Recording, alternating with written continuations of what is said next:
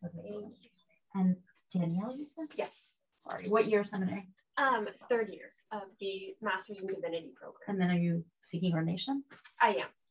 Wonderful. In what denomination? I'm still figuring that out. We'll talk. Okay. Oh, could you hand me that stack? Let me go get it. Right here. This stack of books. I got it. Oh. Hello, everybody. Welcome. We'll be getting underway in just a moment. Hi, everyone. Bringing lots of books. This is like show and tell night for me, actually.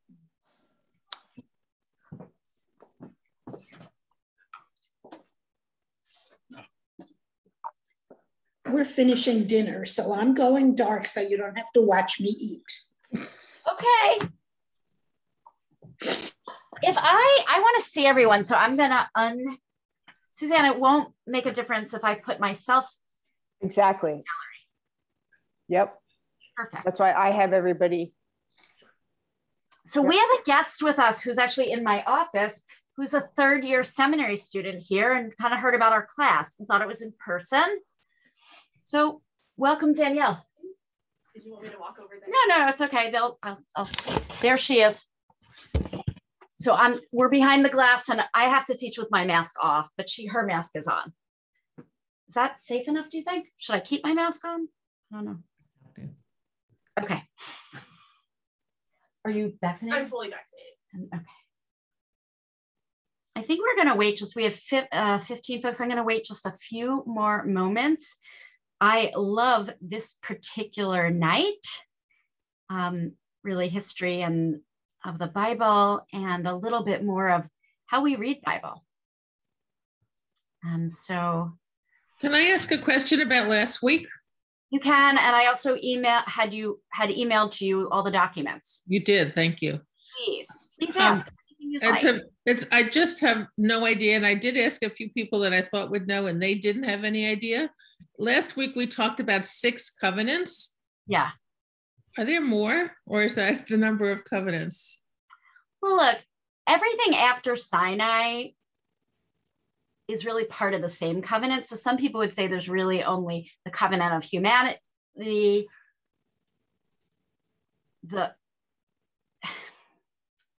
I think there's that amount, or else I would have brought more to you. But there are other, just like in the 10 Commandments, some people can't find 10 and they break them down differently. Okay. And in fact, many people would say that the first one that I presented about creation isn't really a covenant at all, but I believe it is, as do most conservative rabbis. Got it. Thank you. Oh my gosh, we should all have a martini. Is that a martini? Okay. It's in Manhattan. Dave, you're not offering Heidi one? I offer her these all the time. It's iced tea. Okay. So first of all, thank you for being here. And I want to just begin with a blessing, a bracha. Should I put it I could put it in the chat if you want. Put it in the chat. Hold on. For everyone as people are coming in.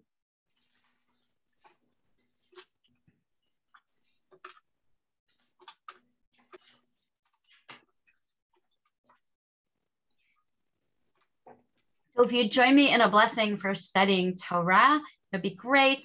It's the end of the bracha is there. Baruch atah Adonai Eloheinu melech haolam asher kiddushanu b'mitzvotav v'tzivanu la'asok b'divrei Torah. Praised are you, Lord our God, who commands us to study and do Torah. Amen. So it's good to see you.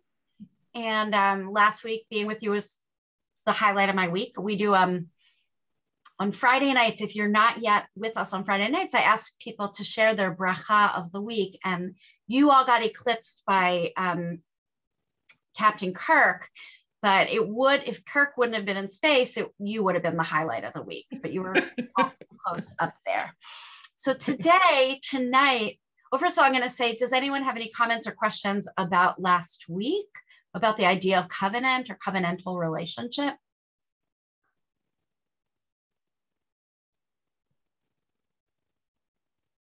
Okay, so you can keep talking about it and thinking about that's how we work and live in the world. I try to bring that into when I'm talking to bar and bat mitzvah kids so that they see they're part of something that is long and contractual and that they were brought into this before they were even around. So tonight is our history of the Torah and the Tanakh and Bible in general. That's what we're going to start with. We're going to continue. I'm sorry that we're going to continue with looking at all the books of the Bible and talking about what Trey, anyone know the term Trey Asar? We're going to learn the term Trey Asar. Hopefully we're going to talk about what you believe about who wrote the Torah. So a more philosophical piece. And then I have 2 articles to share pieces of from important scholarly books about the writing of Torah.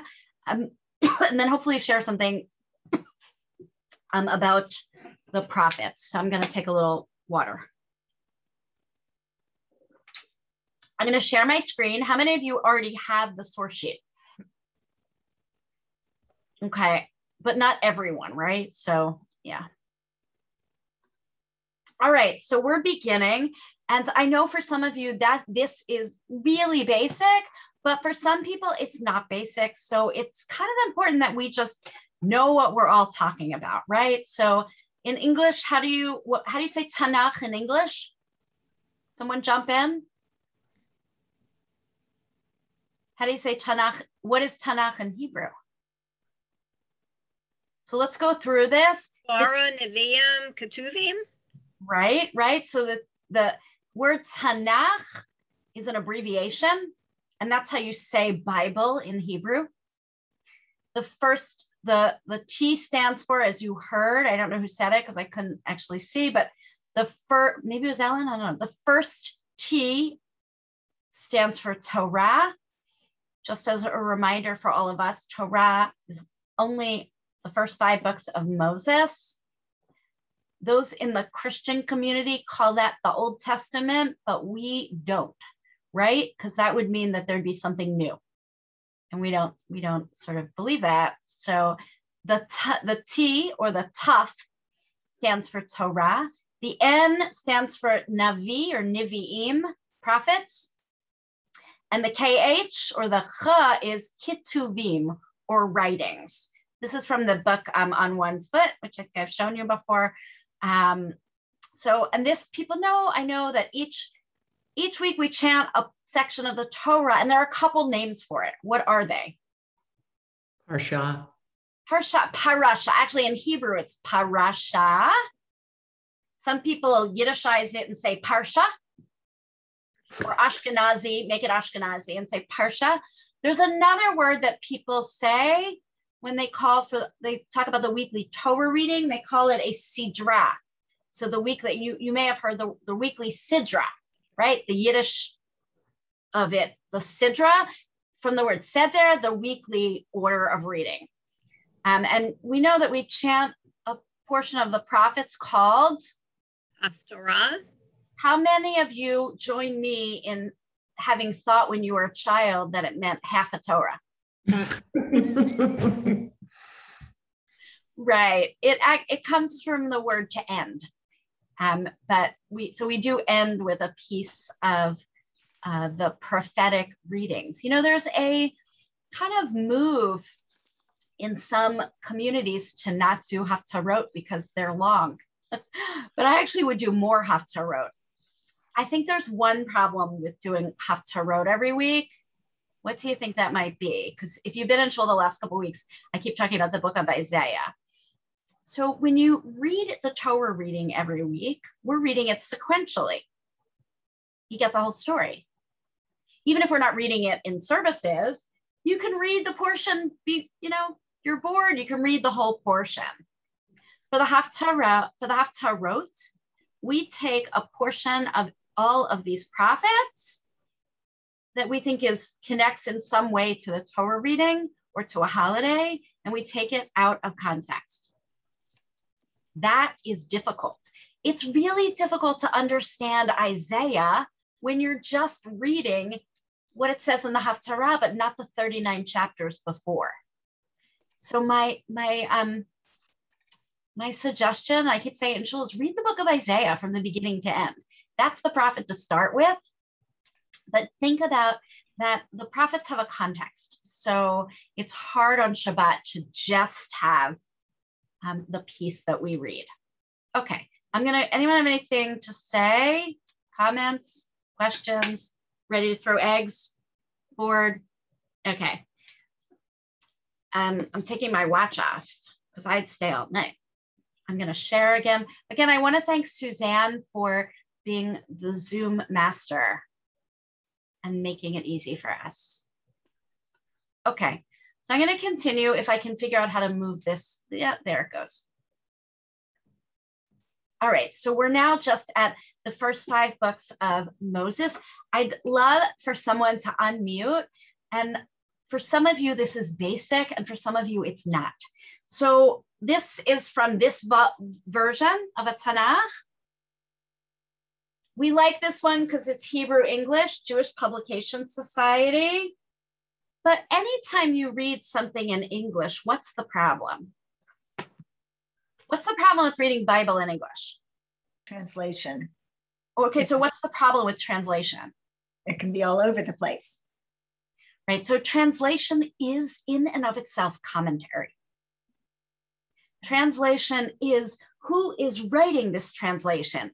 Did this translator know the original Hebrew?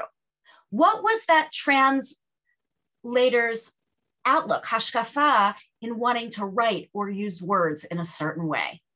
So for instance, I know I've said this before, but it's important to know that in the Hertz Chumash that many of you used for decades, the blue book in shul, that translation of English was the early Jewish Publication Society, and it was based on, anyone know? Like the King James Version of the Bible. So it went from Hebrew to Greek to Latin to Old English to New English to Christian English to New English to Jewish English. That is not the kind of translation I want. I want to encourage you when you are reading some Bible in translation to make sure you know who the translators are. It matters. So what we recommend is JPS, this one volume. We like this one because it has Hebrew and English. But if you really want to study Torah in translation, this is the translation to use. This is the JPS commentary on Deuteronomy. So it's all the translation at the top and then commentary at the bottom. We have it in our library here, and I have it. I personally love Deuteronomy because it was written by the dad of one of my high school friends, which of course that's fun to say. He's now this guy's son is now the cantor at Ikar, the synagogue in LA. So it does matter what translation you use.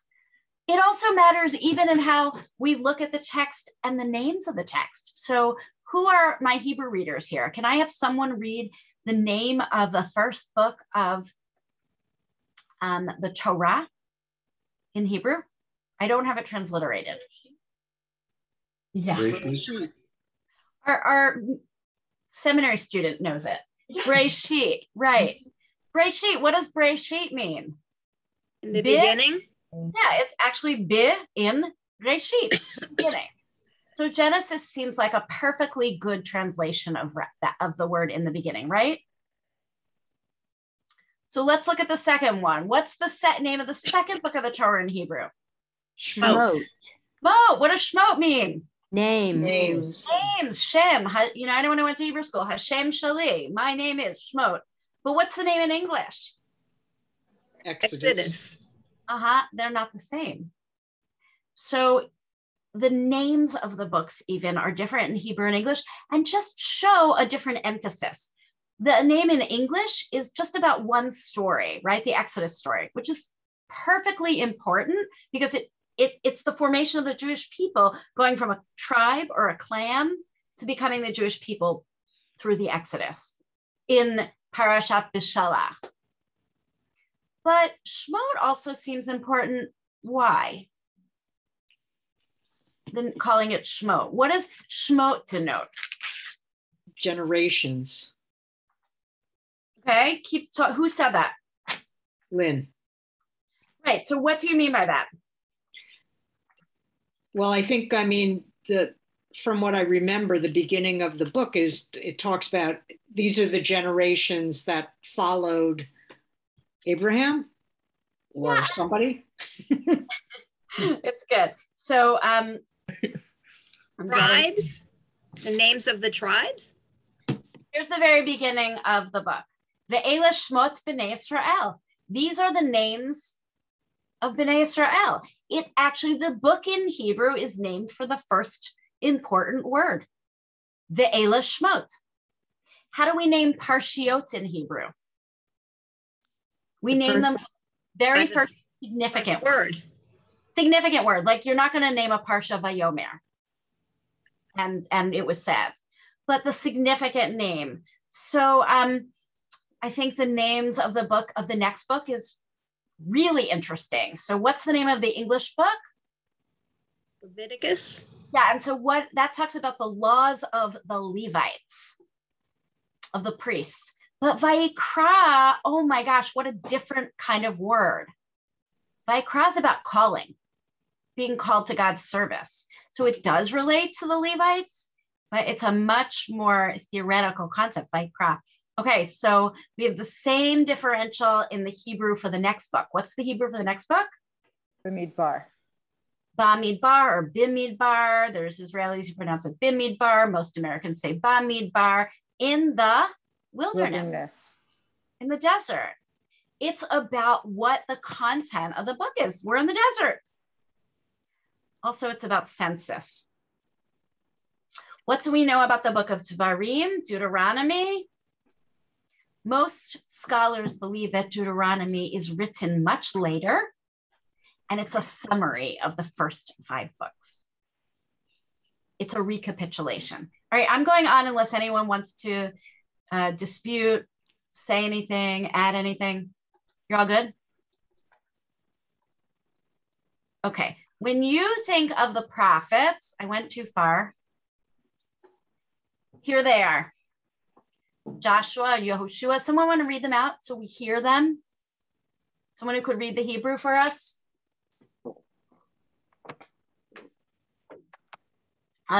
Whoever's trying to read, you're mute. No clicker? Yeah. Should I go ahead? Yeah, please. Okay. Yeshua, Shoftim, there's no. I know there's no Nikud. Shmuel Aleph. Shmuel Aleph. Shmuel Bet. Melachim. Melachim Aleph. Melachim Bet. Yeshua. Yeshaya. Yeremiah.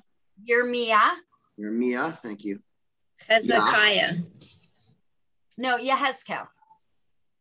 Not Yehezkel. Yehezkel, Ezekiel.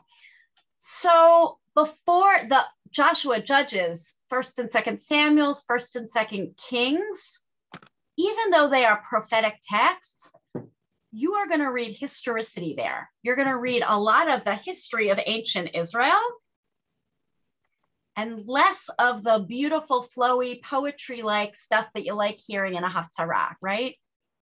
The ones that you really want to hear are Isaiah, Jeremiah, and the more difficult one is Ezekiel. I want to say something a bit provocative, which is that Jews don't read the Bible enough. Most of my Christian friends can quote the prophets at you and they know it in its full context. And that's because they read it as a book. And as I keep saying, try it, get a Bible and a Tanakh and read it. Make sure it's a good translation or read it in Hebrew. Okay, these are the ones you mostly hear about, right?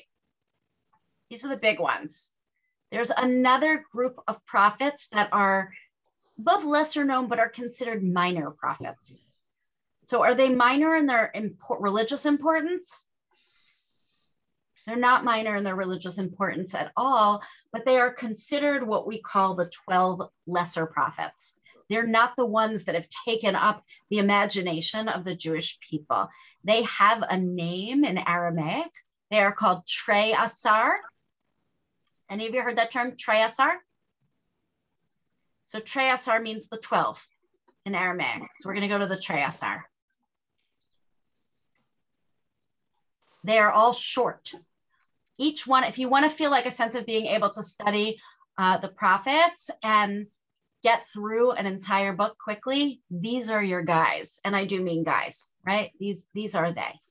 So Hosea, Yoel, Amos, Ovadia, Yonah, Micah, Nahum, Habakkuk, Siphania, Haggai, Zechariah, and Malachi.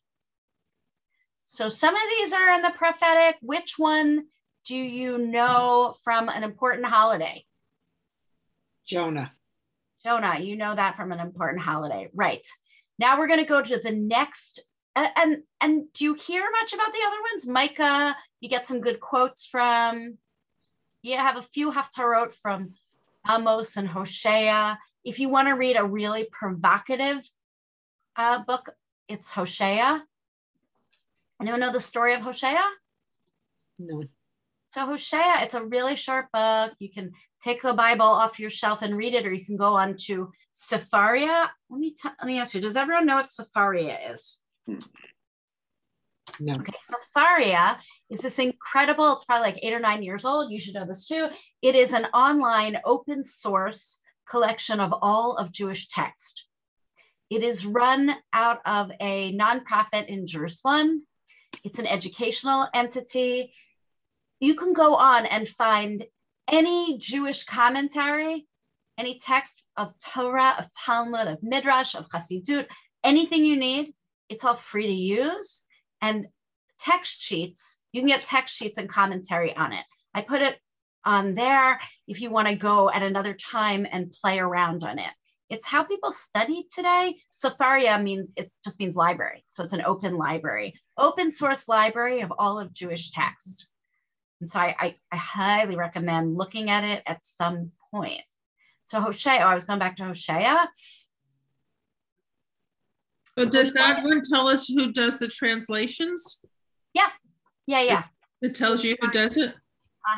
And it's and if you have questions, they'll respond to you. And you'll also find commentary by me, my friends, like the lovely part about Sepharia is it's open source. So you'll find text sheets from like black hat right-wing rabbi and secular humanistic Jews and everyone in between. And they put their study sheets up, and it's really this incredible open source community. And I am like so happy to say that I learned about it maybe 8 years ago or whatever from a rabbinical student. I didn't know because I wasn't in the digital world. I had to learn how to use it because it's all being created now. So it's kind of, it revolutionized Torah study because what you're able to do on Sepharia, maybe I'll show you another week, is that it cross-references everything for you on the computer. And oh my God, who's Rashi? And it'll click and say Rashi, France, 1040 to 1105. You don't have to know that. It'll just help you. Okay, so Hosea is a really interesting book because the Jewish people are seen as are any kids on this? Nope, a whore. The Jewish people are a whore, and they have gone out a-whoring, looking after other gods. And they are married. The Jewish people and God are married in some way. And God takes the Jewish people back and says, I will bind you to me forever. And actually that verse, I will bind you to me in love and in righteousness, is the same verse that we say when we put tefillin on in the morning. One of the things you have to know when you're reading this kind of Bible is it's metaphor. Please don't take it literally. None of us in this community read Bible in those literal ways. And we'll get to that a little more. Okay, I'm going. Okay, so then my favorite are the writings. So look down this list and tell me which ones do we use when. So Psalms in Hebrew is Tehillim. I'm just going to say the words Tehillim, Mishlei or Proverbs, Iyov is Job, Shir Shirim, Ruth Eicha, Kohelet, Esther, Daniel, Ezra, Nehemiah, Divrei Yamim, both of them. So we're playing bingo now. Shout out, which of these books appears every morning in the daily service? Psalms. Psalms, good. Ding, ding, ding. Good, for 200. Which of these books is read in the summer on Shabbat, at Kabbalah Shabbat or Shabbat afternoon? And sometimes on Passover. Song of Songs. Song of Songs, Shir Shirim, the love song. Which of these books is read on Shavuot? Ruth. Ruth, the story of not only conversion, but love of our people, and about how it doesn't matter who your parentage is, because, you know, in that book, we see King David comes from a convert. Okay, which of these books is read on Sukkot? Esther. Sukkot. I know this is the kind, and we actually read some of it this year. Jonathan Gross chanted it this year on Sukkot. We read Kohelet, we read Ecclesiastes. Ecclesiastes. Which is, I just heard it, which is read on Purim? Esther. Esther. Okay. So which book would be read on Hanukkah? Trick question, none of them. Right? Right, okay. I mean, we read Torah. So how many of you are familiar with these books, and which one are you pulled to? Song of Songs. Song of Songs, which looks like it's erotic love poetry, right? And there's all these debates in the Talmud of how the heck did this get in there? But it's actually, it got into the canon, right? It got into the canon of what we consider the Jewish Bible, the Tanakh, because the ancient rabbis saw it as a love song between God and the Jewish people. Very heteronormative, and also incredibly beautiful. Really, really beautiful. Encourage you to read it. But if you were going to pick any one of these books to read, the book that is most read is Psalms. So when are the times that we read Psalms? Funerals. Funerals, every day. Have any of you, every morning? Or is it when you're in mourning? When you're in mourning, sure, we add a psalm. We add different psalms at times. I think for me, one of the most beautiful times of saying psalms is when you are doing Shmirah, when someone has died and you are a watcher and you're sitting with them. Have any of you done Shmirah before? Where you sit with a deceased body? So it is a tradition to do Shmirah, and to do Shmirah and say the Psalms and just continue to. Also, when someone is ill, you say the Psalms. When my father was dying, I guess a little over a year ago, we had an aide overnight in the hospital for the last few nights. And she was a very devout Catholic woman from Haiti. And when she had met me before, and when she came into the hospital, she looked at me and she said, I know, no Old Testament, just the Psalms. And it was actually comforting to know that what she would be sitting there reading is exactly what I would be reading. So sometimes you might have heard the phrase, I'm saying Tehillim 4. Or our Orthodox friends might pronounce it, I'm saying Tehillim 4. Have you ever asked people to say Tehillim for someone? So we think it's a religious practice to pray for people who are ill. And what has grown up around that is to have groups of people say the Psalms for someone who is ill, not just to say a Mishnah prayer. Their book on Psalms the author that I would recommend reading about Psalms is a guy named Bce Siegel, Rabbi Bce Siegel on the Psalms. Let me write down that I should send out the list of books. Hold on, Benji. Or a guy named Daniel Grossberg. He wrote many good books on the Psalms, and he was a professor at Albany. Those are great. I think the Psalms do need a little bit of a companion, because again, if you walk into a hospital, you're probably gonna, in the chapel at a hospital, you'll probably find a Christian Bible, and the translation of those Psalms is going to be colored by the translator. So if you don't own a Jewish Bible like that, invest in one. There are lots of times I say, oh, buy books on Kindle. You should own a Tanakh. You should own your own Jewish Bible. Okay, I'm going back because I have too much to do. So if you had to pick one, I would pick the Psalms. If you want to sing to your lover some good love poetry, go to Song of Songs. And again, if you want more of the history of the Jewish people, go early on in the prophets. Okay. Where? Anyone have any questions? Because we're going to go to history now. Okay, so my question to you is, who wrote all this? When was it written? Depends. What? It depends. Depends, right. Well, we're going to leave the question of who wrote the Torah for a little bit later, and we're going to go through a little bit of biblical history. And I have a timeline for you that I'm going to share, which you've seen.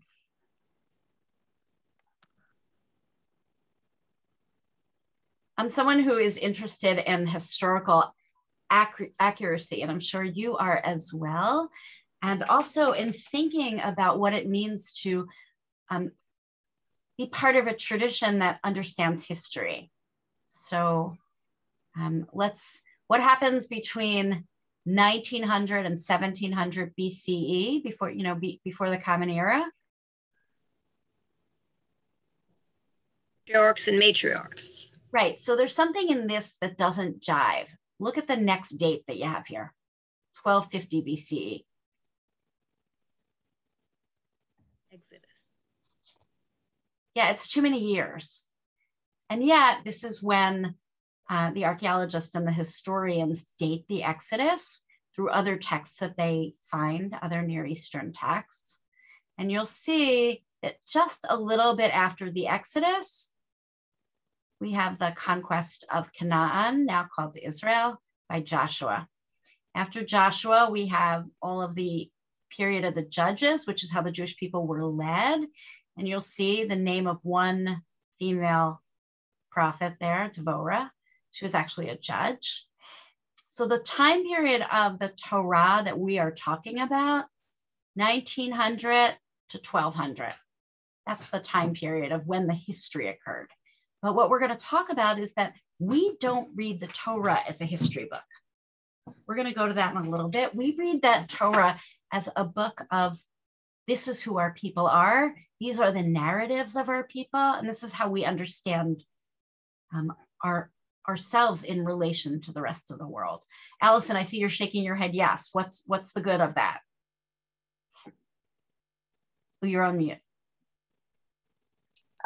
It's great. There are stories about the human condition. It gives us a lot of information of what might be a good way to go through life, what might be pitfalls, and right. And what we're going to learn and continue to learn is that the later rabbis and even the prophets didn't want us to be reading these texts literally. That's why we have a Talmud. That's why the texts are discussed and discussed. So I'm just going to go through again here. You see when all the kings of Israel happened.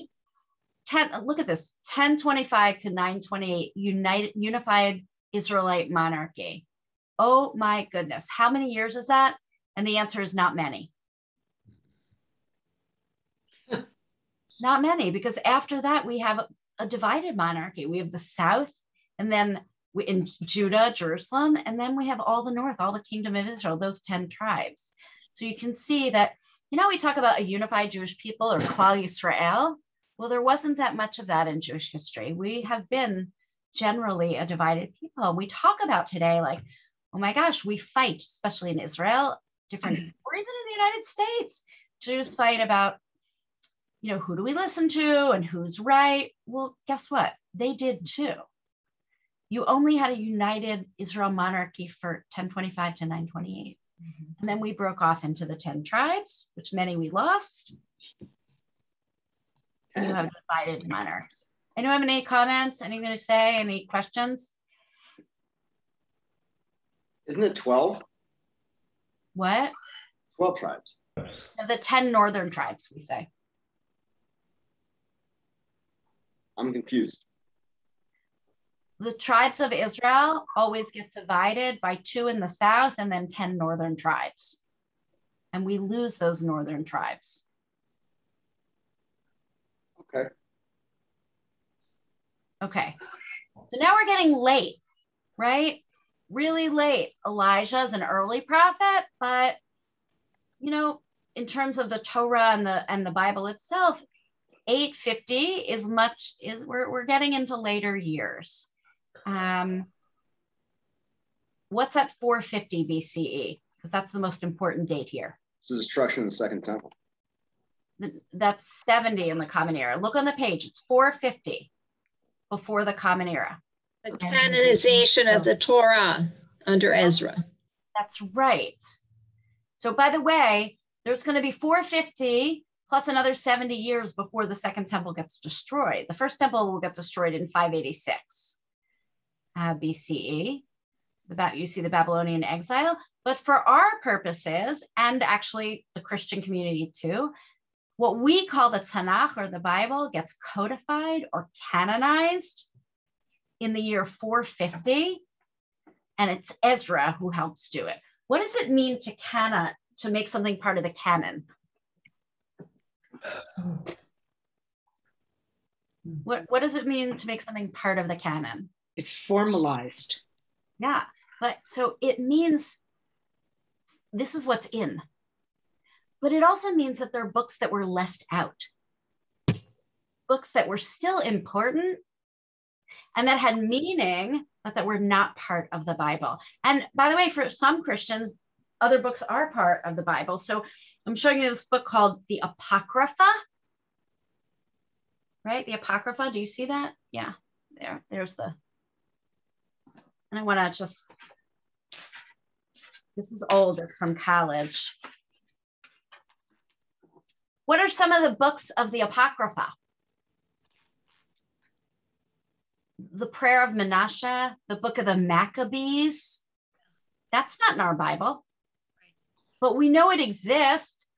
It's part of that literature. It just never made it into the Jewish Bible. The Book of Tobit, the Book of Judith.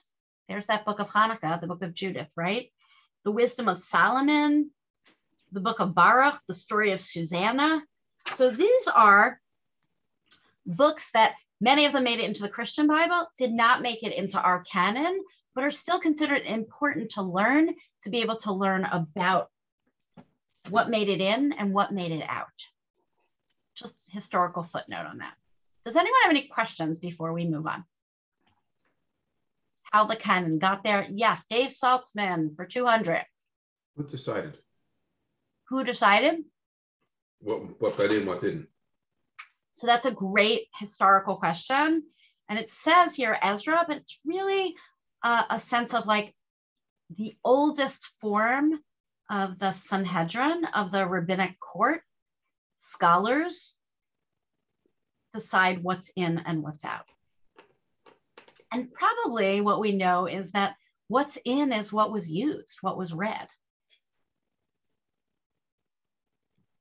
Remember, 450 BCE, we have a good 500 years at least before Christianity is going to come. So what's in and what's out wasn't influenced by other monotheistic religions. It was influenced by what Ezra, Nehemiah, and the other, they're not called rabbis then, but the Pharisees, the scholars of the time felt needed to be in.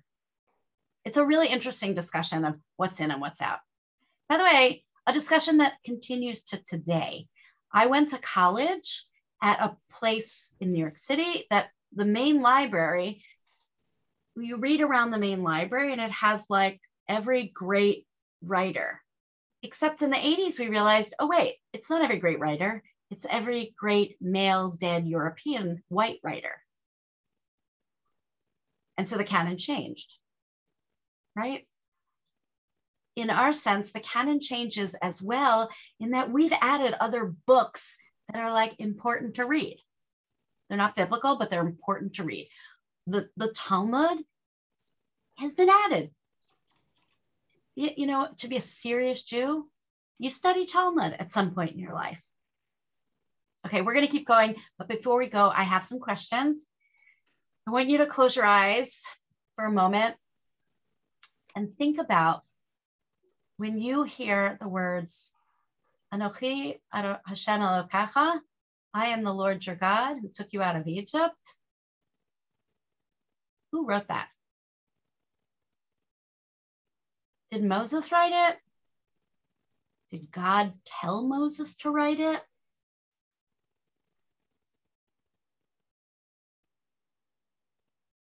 The real question is, what do you think happened at Mount Sinai when the rest of the Jewish people are down making a golden calf and Moses is having revelation with God? What happened?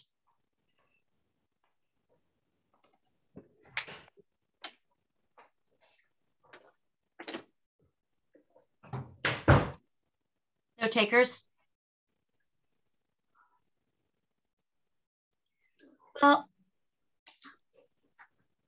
there are lots of ways to think about how the Torah was written and how it was edited, if it was edited, and how we think about Torah influences how we read and study it. So what I want to go through with you are what some of the views of what happened at Mount Sinai. What happened when we supposedly received Torah? There is, and we'll go through this in a moment, but there is a far right view.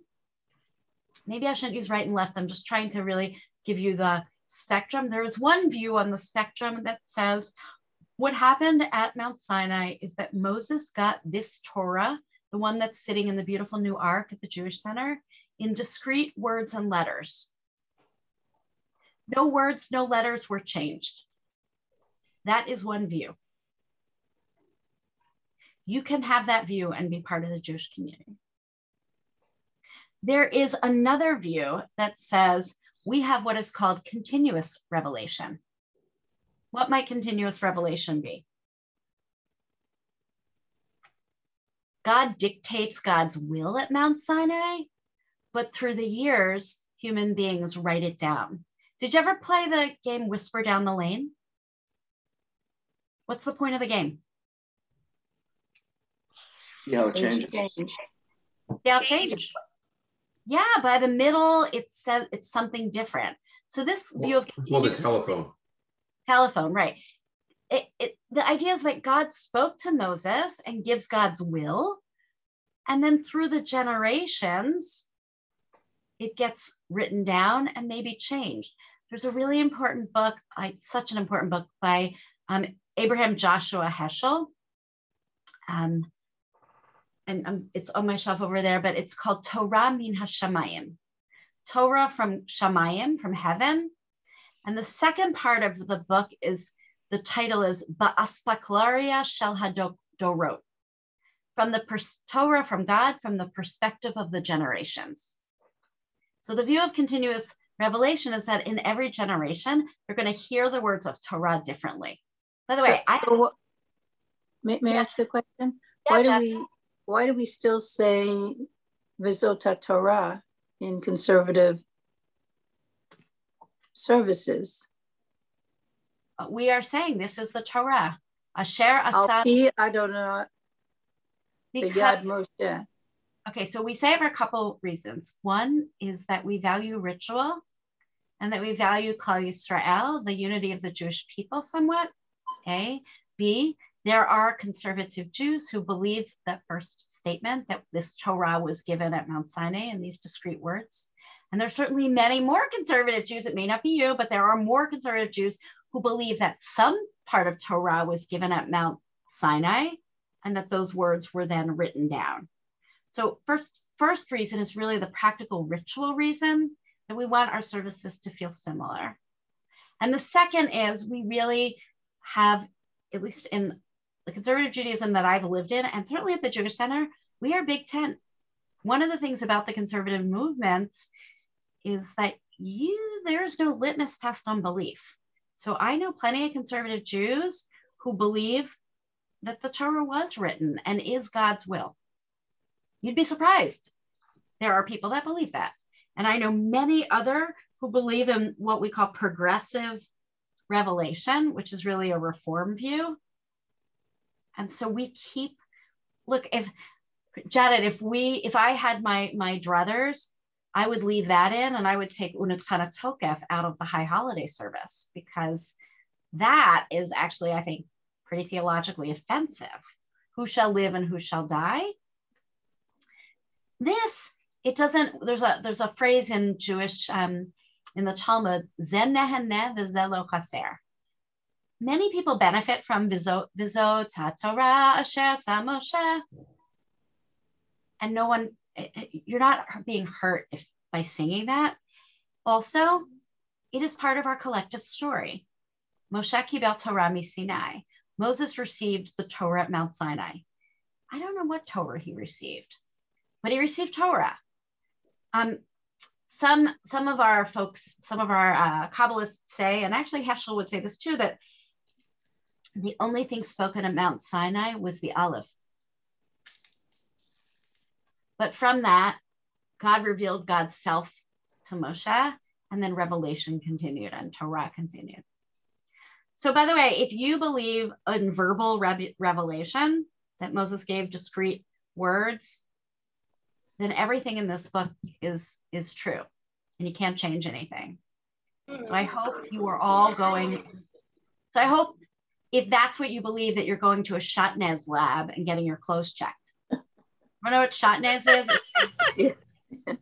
There's a great one in Northeast Philly. I know lots of people take their stuff, but meaning like how we think about how Torah was given dictates on how we think Torah can change, on what the metaphors are in Torah, or if it's metaphor. Is that an okay answer for you? I'm gonna keep going, and then I'm gonna show this page. And I will say that the page is probably, when is this book? This book is called Conservative Judaism, Our Ancestors and Our Descendants by Elliot Dorff. It was written so long ago, and it was written as a USY, United Synagogue Youth source book in 1977. So it has no gender inclusive language. They didn't know what that was, but I also wasn't gonna retype it. So I'm gonna show you, you have it here, different views of revelation.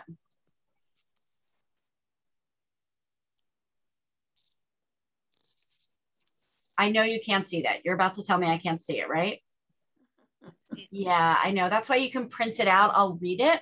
So an Orthodox view, as written by Rabbis Berkovitz and Lamb, Norman Lamb, who used to be the head of Yeshiva University, would say, method of study, there's no distinction between what is shot, what is contextual, and what is a homiletical meaning. Everything is literal.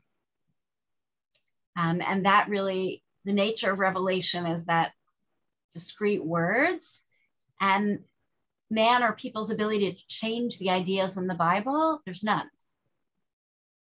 Most of you don't fit into that. Most of you fit into conservative 1, 2, 3, 4, or Reconstructionist.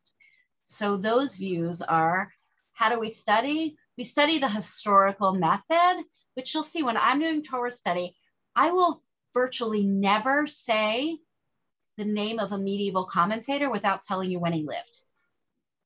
Why do I tell you when he lived?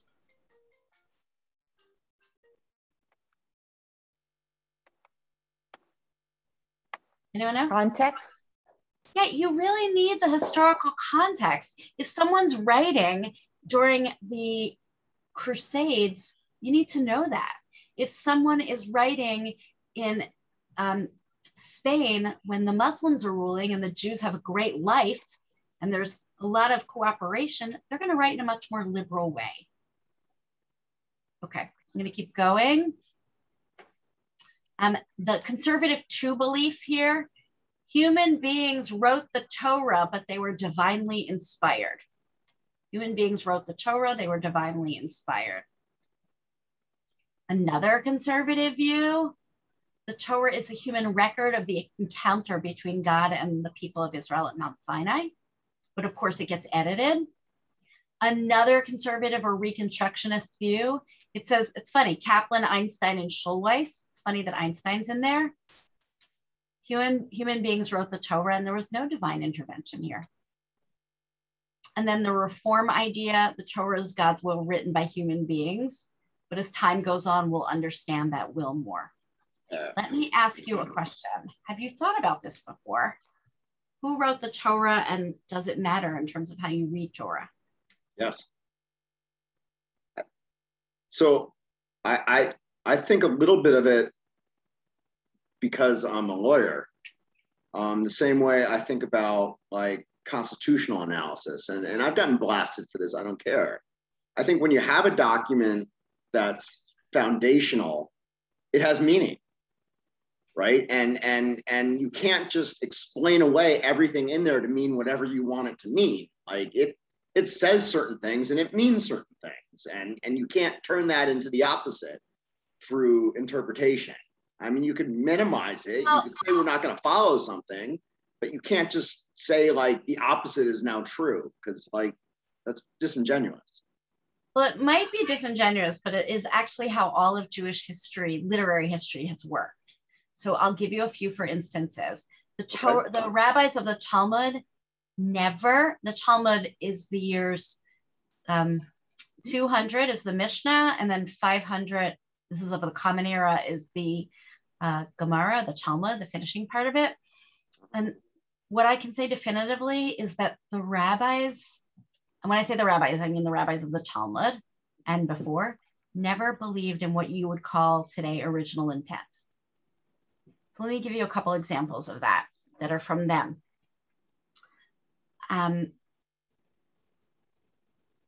The patriarchs and matriarchs, mostly the patriarchs, often had more than one wife. It was totally allowed, right? Yeah, it's not anymore. There was a ban on it, probably in the year, in the 900s. There was a 1,000-year ban. And then in the 1900s, we continued that. There's a concept in the Torah called Ben Sorer Umoreh. Anyone know what a Ben Sorer Umoreh is? It's a rebellious son. And when you had a rebellious son in the Torah, you are to take that son out in front of the Mored Dvaranos, to take the child out in front of the community and in front of witnesses. You are to stone them to death. Never happened. Never happened because the rabbis didn't believe in a literal understanding. Also, we don't believe in Sharia law. Ayin tachat ayin, it never happens. Our understanding of, and by the way, when I'm saying our, I mean religious Jews that don't look like you and me, that wear black hat and payas. The point of having those commentaries that they do is that they are always recreating what they believe the Torah says in every generation.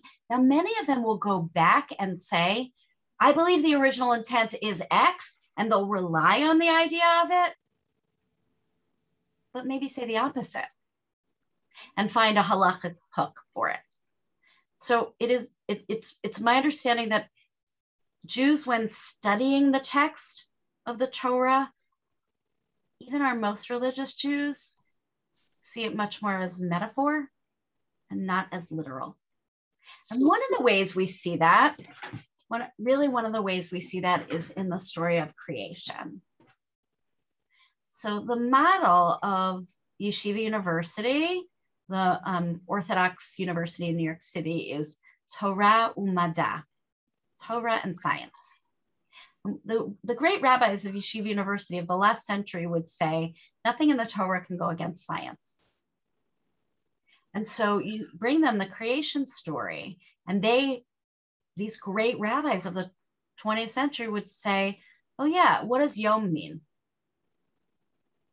They didn't discount Darwin at all. How did they just translated Yom in a different way than you and I do. Oh, I mean, I translate like they did. They translate Yom, day, in the creation story as epic. They don't, they read it in a way that makes sense to them, and in a way that would never go against what their scientific understanding would be. Okay, so let me go back and again ask the question. Have you thought about who wrote the Torah or how it was written? Yes. So I want to recommend the book by Friedman called Who Wrote the Bible? In the conservative training community, so at all of our seminaries, we very much believe in the historical method of the writing of Bible. Many of us believe that there are more than 4 editors of the Torah. I'm sure you've heard the term. I'm going to put it in the, hold on.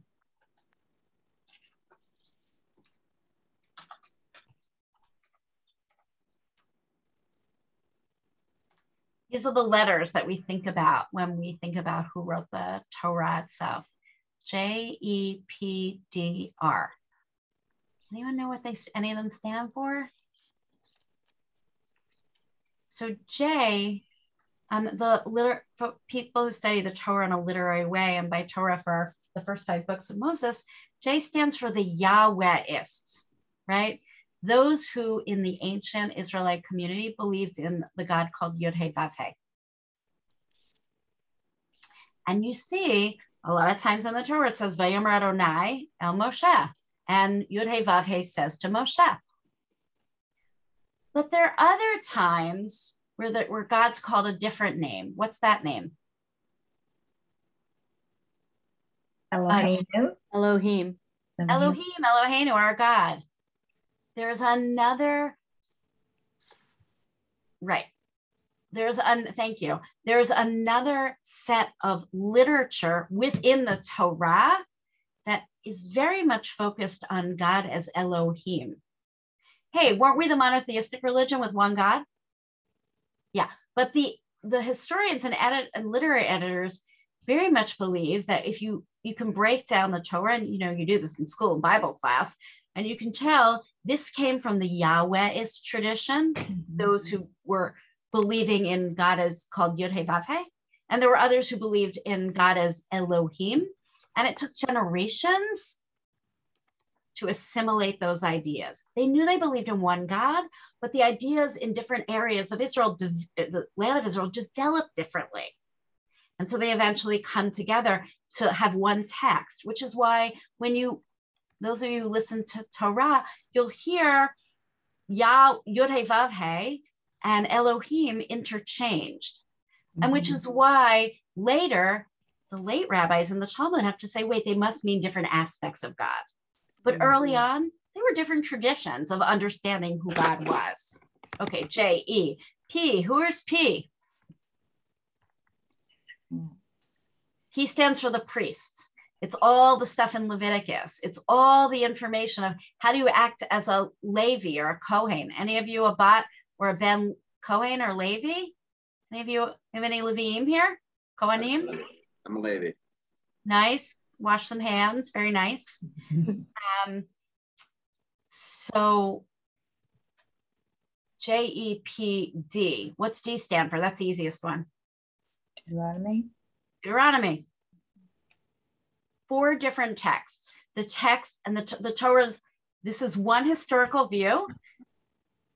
The historical view is that the Torah ends up consisting of the texts that come from the Yahweh tradition, the J, the E tradition, the Elohim tradition, the priestly tradition, and then Deuteronomy, which is itself a recapitulation. So who the heck is R? Rabbi. Who's R? The rabbis? Yeah, actually, we say it's the redactor, the editor. R is the redactor, the editor. That's the documentary hypothesis and the way that many people believe that this is a historical document, godly inspired. That said, if you want to be an active conservative Reform or Orthodox Jew, there's never a litmus test on what you believe. We don't care what you believe, we care what you do. We care what mitzvahs you're going to do, which is why you can be in a congregation and have people reading Torah in vastly different ways. Questions? And if not, I'm going to move on. Ed Simon from California. So if I go back to your example that you used about stoning of the child. Horrific. Is the explanation that somebody has translated the Hebrew word saying something differently? No, it's just coming out that way? Nope. Or, nope, it's just that they adjudicated it out. They made it so hard to do. They made the halachic requirements, the requirements of Jewish law, so difficult that you could never actually follow through with it. But they did it. Then we're saying either God said those words and it was written, or God told them to write it, or it was a document of history of its time. That happened at its time. Yeah. It certainly happened at its time. It certainly happened that in the ancient Near East, there was child sacrifice for various reasons. That we do know. So it was put there. If you could sacrifice your child, but we're not going to. Okay, Douglas. Yeah, so a couple things here. Okay. I'll keep it short. Yeah. Thank you. Number one, we're not quite disagreeing, but there's a difference between not enforcing a rule and saying the opposite. It's subtle, but it's there. So like you can say like, we're not going to stone anymore. That's not the same as we're going to raise up kids and make them important because they're rebellious. That's the opposite. But sometimes, and to your point, sometimes a kid wouldn't have been rebellious at all. Maybe it's not the kid who's rebellious. Maybe he's forced down an impossible path that he didn't choose for himself and had it shoved down his throat. And if you stoned him, you should really be stoning the people who threw him down that path. Just saying. Yeah, I mean, I would say that the theologically hardest piece in the Torah is the Shema. It's the middle paragraph of the Shema. The Haya'im Shemoah. You should teach children Torah. No, V'haya'im Shemoah tishma'u el mitzvotai. If you listen to my commandments, you will get rain and your crops will be good and your kids won't be sick and you're going to live long and prosper. And I think that our experience tells us that it ain't necessarily so. So if anything, like for me, that would be a harder paragraph to, it doesn't jive with the truth I've seen in the world.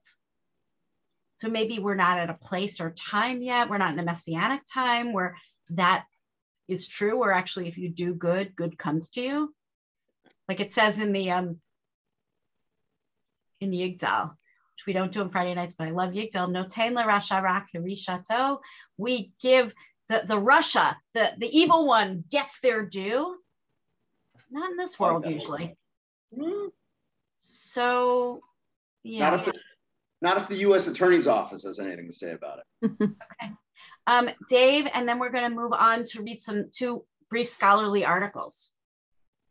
I don't mean to make this sound trivial. It's not at all. I have asked all my Jewish life to get a timeline, and I've never seen one before this evening. So thank you for that.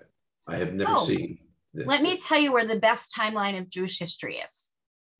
In the Encyclopedia Judaica. Do you know that old beautiful encyclopedia? It's green. I don't think I kept it anymore.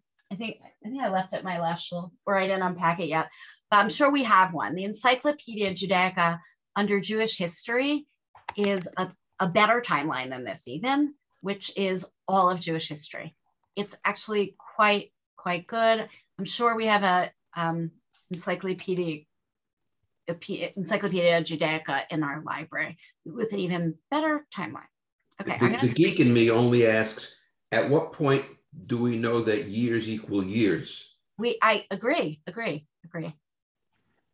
Okay, so we're going now to some thinking about Torah in different ways, but let me recommend one book to you. This is a book that I think is beyond important, called Back to the Sources, Reading Classical Jewish Texts, the first complete modern guide to the great books of the Jewish tradition, how they, what they are and who wrote them. It was edited by a professor at JTS named Barry Holtz. The book's old, but the book, let's see, old, 84. I don't know, I read it in college. And it is still the definitive, if you want an introduction to all the great books on a scholarly level, but for lay people, this is the book.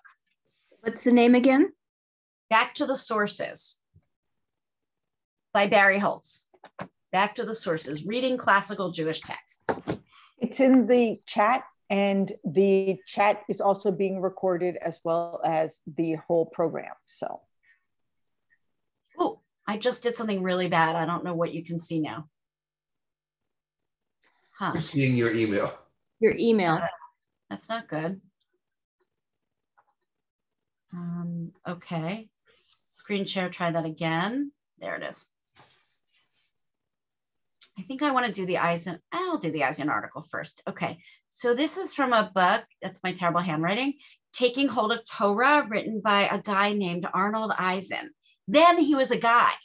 He was a professor of Jewish studies at Stanford University. And not so long after he wrote this book, he became chancellor of the Jewish Theological Seminary of America. So this is an old version of the book, Taking Hold of Torah. I think I have a new version too. And so what I want to apologize is, after I put these sources together, I found another version that's not written up. But this is like, you know, when you used to really take notes in books? So you're seeing some of my notes in a moment. So would it be okay if we read a little together? Would someone mind reading?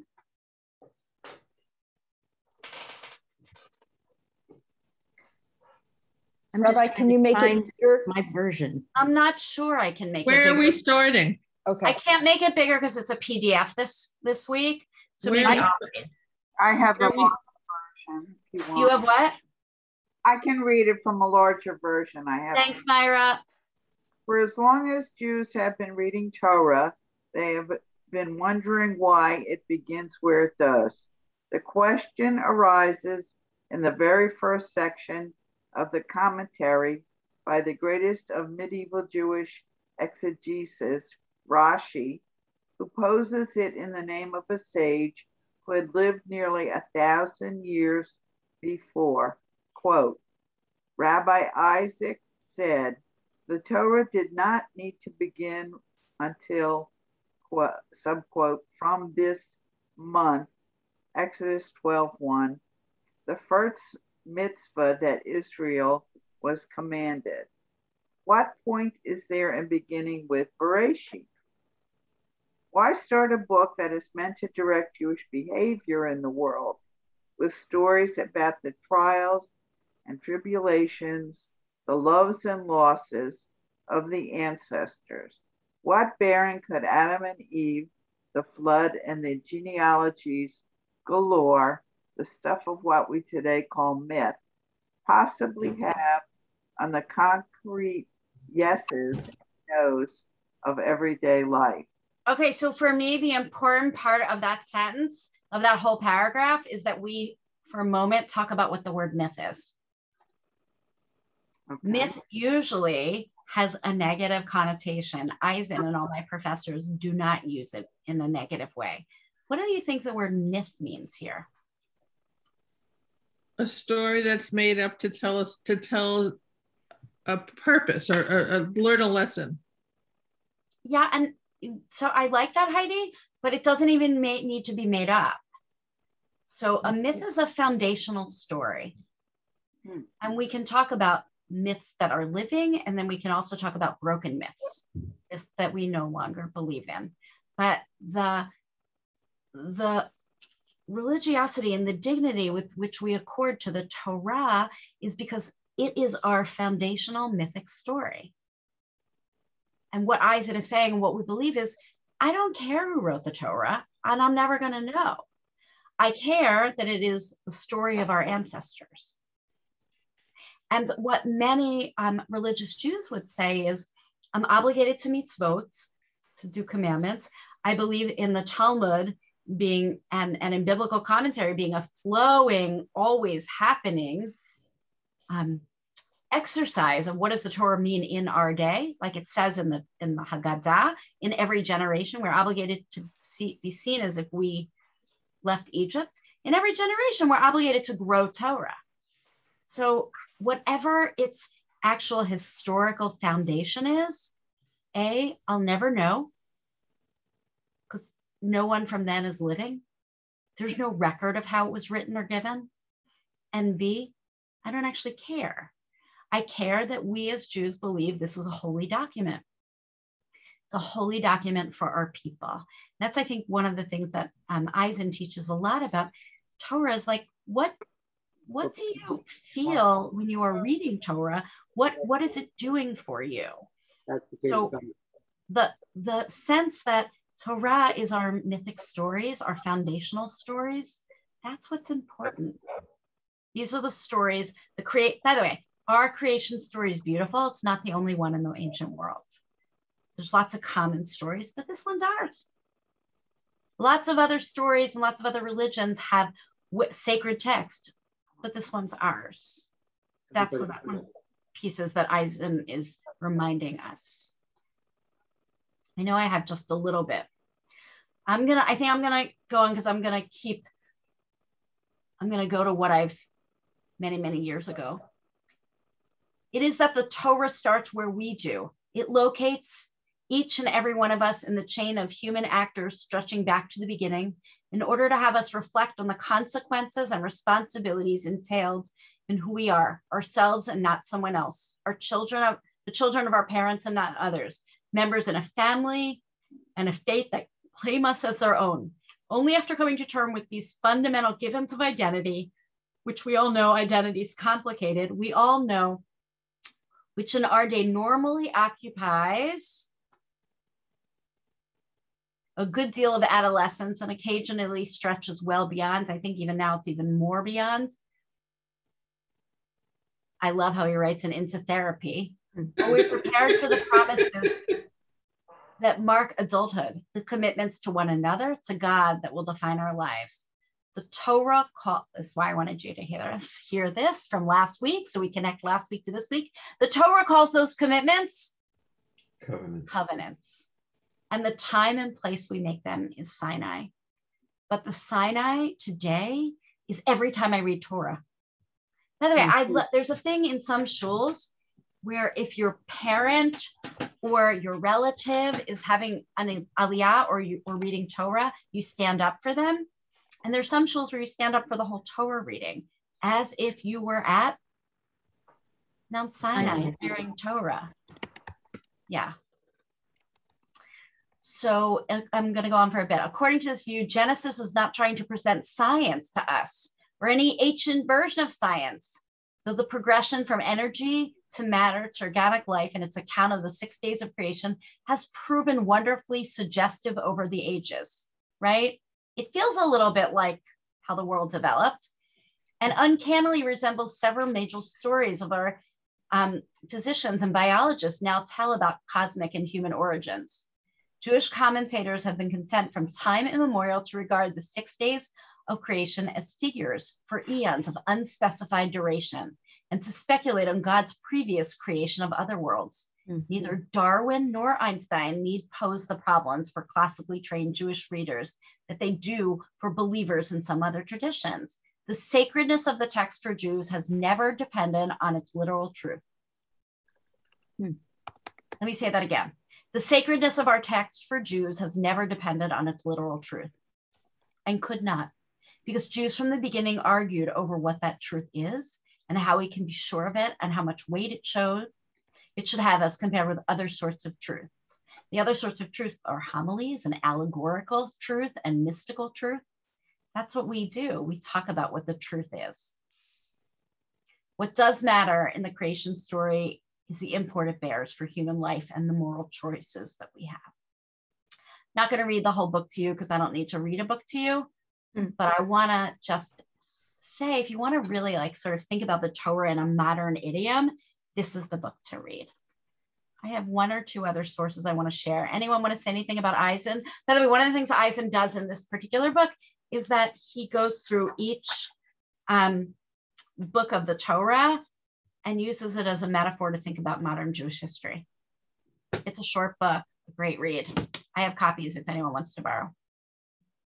Anyone have any comments, arguments, throw eggs at me, anything? Okay, so I've talked about the Bible as narrative, right? As the stories of our lives, or the Torah as the stories of our lives. But I wanted you to understand also that many of us understand the word mitzvah as what? Law, commandment. And so we can understand the Torah as narrative, as poetry, and as prose. I think it's also important to understand it as law. So where did I put that? But law, for what you said earlier, that can be reinterpreted. Absolutely. Law is an ever-changing law. In this book, Back to the Sources, there's chapters on biblical narrative, biblical poetry, and biblical law. I think we understand poetry as a community, and I think we understand narrative. I think we have lost as a modern community a little bit of a sense of Judaism as law, right? How many of us look at our Jewish lives through what I call mitzvah-colored glasses? Is Jewish life a framework of law, or is it just a framework of tradition? So it's something for you to think about, that at least in the eyes and in the imagination of our ancient rabbis and our modern ones as well, the Bible for them, and actually for me, is about leading our lives within a miskeret, a framework of Jewish law. You could say it's called Jewish practice, but if Judaism is based, or classical Judaism is based on obligation, certainly the Bible believes that we don't do these things because they're good. We do these things because we're commanded to, or because they are Jewish actions. Eisen, by the way, the word mitzvah means classically commandment. Many Hebrew school kids sadly learn that mitzvah means good deed. It does not. A good deed is a mitzvah, right? Chesed, acts of love and kindness, is a kind of mitzvah, but it is not the only kind of mitzvah. Lighting Shabbat candles is a mitzvah. Honoring your parents is a mitzvah. What else is in the Bible that is a mitzvah?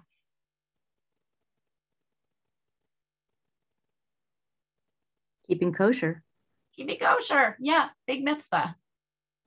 Sometimes I think that part of Jewish life, or living within a framework of Jewish law, means debating competing mitzvot. Figuring out what your priorities are. But I believe that what makes us involved religious Jews is having that conversation, having the discussion about, wait, I don't drive on Shabbat usually. Oh, wait, I'm going to drive to see my elderly relative in the nursing home on Shabbat, which is so I look at it as like, I am just raising up one mitzvah over the other. It doesn't mean that I still think that one should be in a Shabbat community. Modern Jewish living is about figuring out our priorities, but you can have modern halachic living, modern Jewish living based on Jewish law. Because Bible should be read not only as poetry and not only as narrative, but as law. So I'm going to just pull this up for one moment. Again, looking at my time. Ed Greenstein was my Bible professor at JTS when I was an undergrad, but then he moved to Israel. and taught for many years at Bar Ilan. The most sacred part of the Jewish Bible, the Torah, or 5 books of Moses, presents an integrated, though not necessarily consistent, picture of God, the world, and the peoples that populated it, and the rules by which one people, Israel, was to live in it, which heavily emphasizes on the last named category. The Torah is how we lived in ancient Jewish worlds, and everything after that time is our use of Torah to make law for today. So the rest of the Torah has for good reason being called the law, but as you know, it doesn't actually strictly mean law. Mitzvah means law, mitzvah means commandment. Biblical law teaches us what to do. Most of us don't use biblical law anymore. Most of us use biblical law through the lens of how the rabbis have translated that law over thousands of years. So the biblical law remains important, and it has a vote, but not a veto. What's a modern example of that?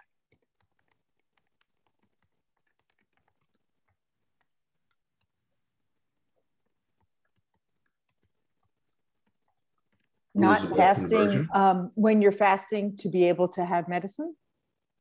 Yeah, because the rabbis would say, Pikuach nefesh dochet kol mitzvot, saving a life is more important than the command in the Torah that says, V'initem et nafshotechem, afflict your soul on the holiday of Yom Kippur. They're two competing values, and the rabbis come down on the side of life. What, by the way, what's, I just said the word life, which might make you think that the rabbis are anti-choice, but au contraire. Of course, we all know rabbis are as pro-choice as you get. When I mean rabbis, I mean the ancient rabbis. What are maybe some other examples of how biblical law has changed with how we read it? Well, the laws of kashrut are the way they are in the Torah versus the way we actually practice kashrut is very different.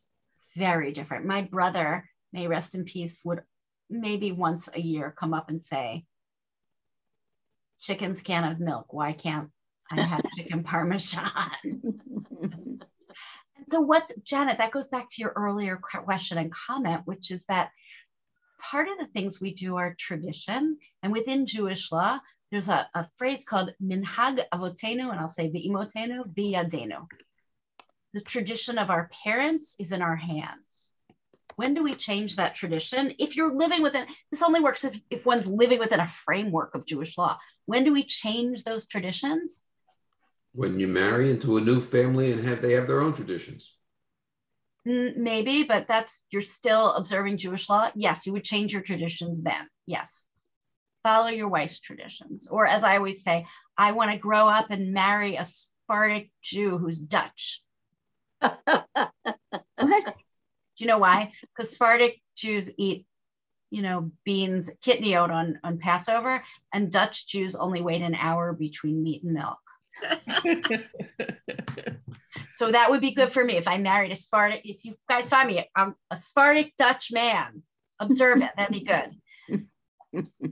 No, really, it's what changes in Jewish law is, how we perceive the world. So look, the most complicated one is, what did we used to read in every shul on Yom Kippur afternoon?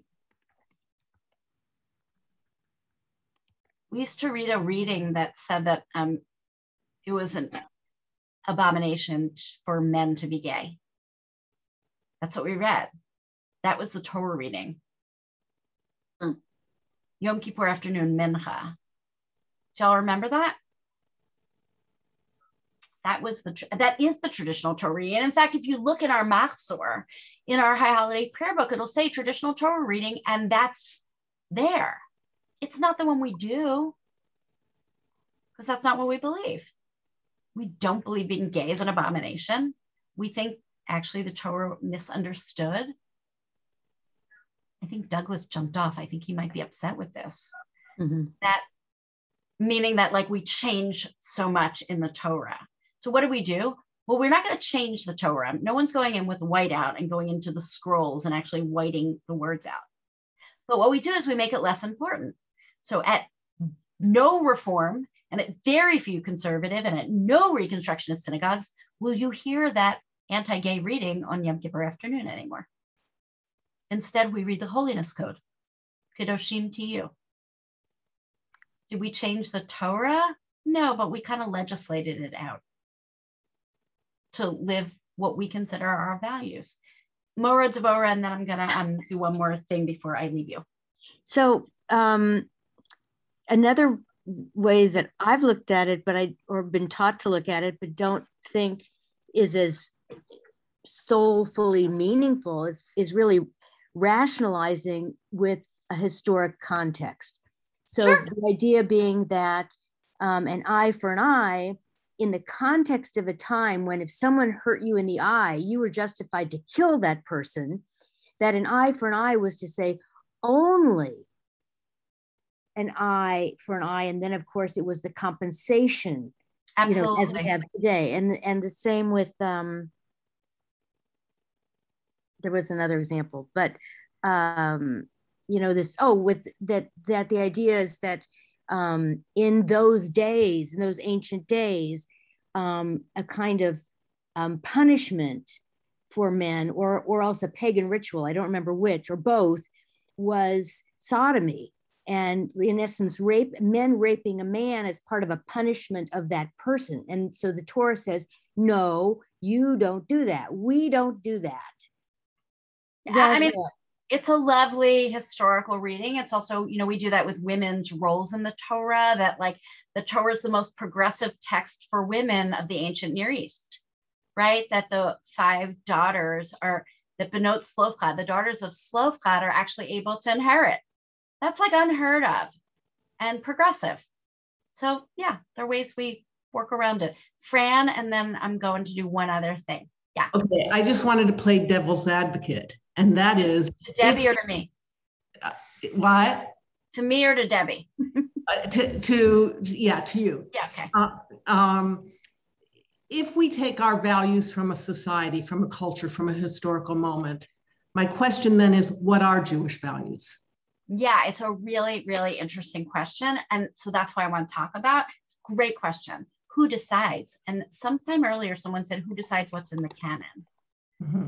So, what we Jews have traditionally said, this is kind of a little bit self-congratulatory, self-referential for a rabbi to say this, but rabbis decide Jewish law. So, and in fact, when I have a question of Jewish law, so I actually have someone's been asking me in the community a question of, really interesting question of Jewish law. I can't go into what it is. Really interesting conversion question. And I emailed my friends who were on our Committee of Jewish Law and Standards. So the Committee of Jewish Law and Standards is the conservative movement's folks. It rotates, and it's the committee where people spend their volunteer time doing halakha, doing Jewish law. So I can write a question to them, and then people will write answers, or I can write a responsum, a tshuva to them. One of the most famous tshuvot affected me, which is that before 1983, I couldn't be ordained. I couldn't go to rabbinical school. And then a rabbi who, by the way, is like considered a pretty right-wing, religiously right-wing rabbi at JTS named Rabbi Joel Roth, who he should live and be very well, wrote a really interesting paper, tshuva, which changed the Jewish community. Like a kid in grade school didn't write it. A kid in college didn't write it. Rabbi Roth, the full professor of Talmud who was on the Committee of Jewish Law and Standards, wrote it. But how did he write it? In 1972, the Reform movement ordained its first female rabbi, Sally Priesand. In that very same year, a bunch of women at the Rabbinical Assembly who were wives of rabbis went in and had a sit-in.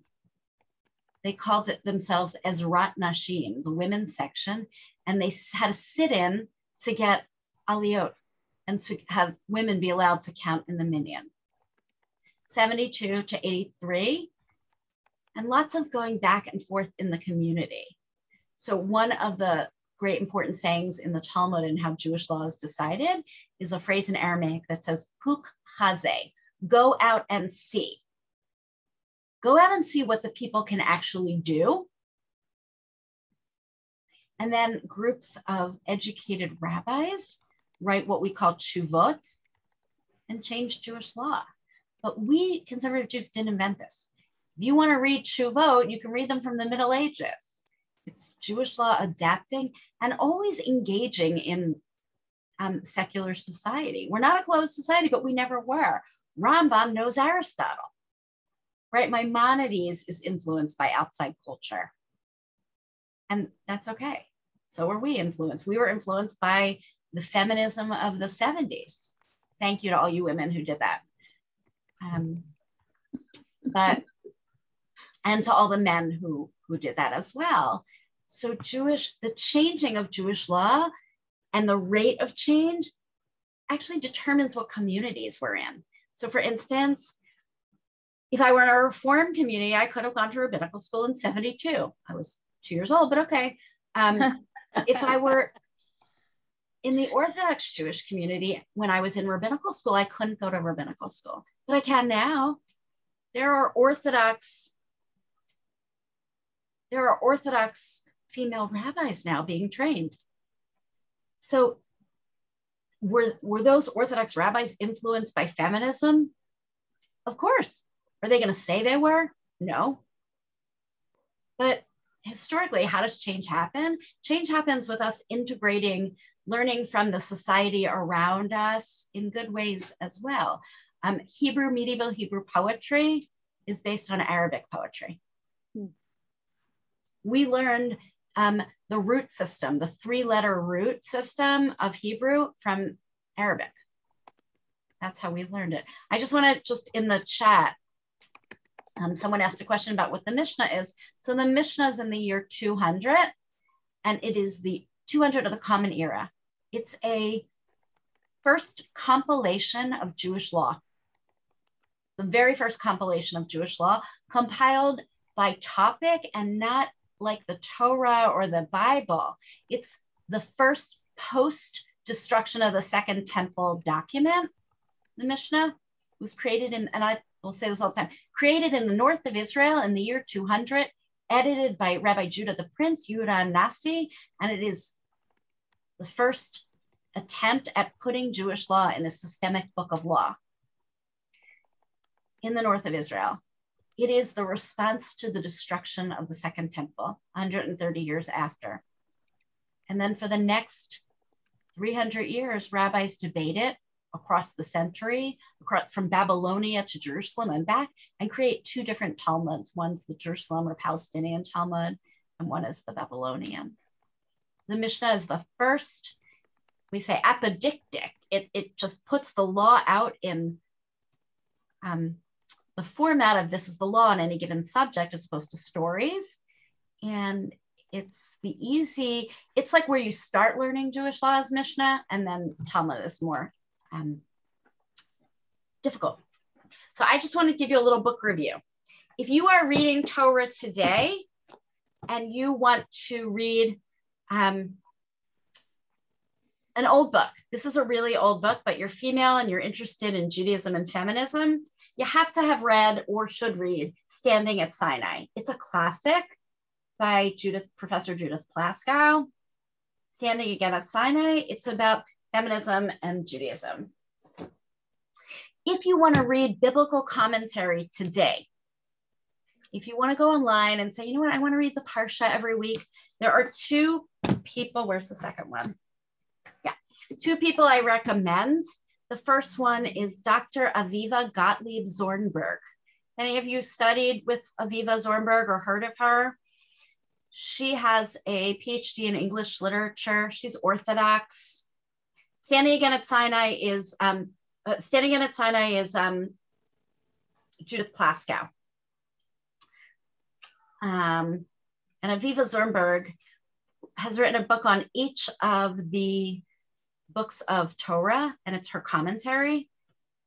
It's part psychology, part literary, a little bit of halakha, and a lot of philosophy.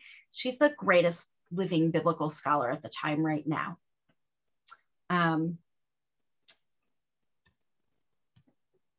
This is one, I have them all, but this is one of her books, The Particulars of Rapture, it's called. And it's Reflections on Exodus, Aviva Zornberg. She's written on all of the books, but she writes by Parsha, each book. So if you wanted to study the Parsha each week, I might start here. She's brilliant, erudite, beautiful. Maybe start with the Genesis one. Genesis is called Genesis, the Beginnings of Desire. If you want something that is also modern, right now, he's living in New York. He actually spoke at the Jewish Center, Rabbi Shai Held. He has a set of books called The Heart of Torah, which is also a weekly essay on the Torah reading. Rabbi Shai Held, Rabbi Dr. Shai Held, and modern scholar, and writes also on each parsha. So it's important what translations you read when you read Bible, but it's also important which commentary you read. And if I'm going to read or recommend any today, I would recommend Zornberg and Held. I'm going to stop. It's 8:37. I want to just ask if you have any questions or comments or things you like, things you don't like. Let's turn the recording off. If you want me to do something different next time is Shabbat.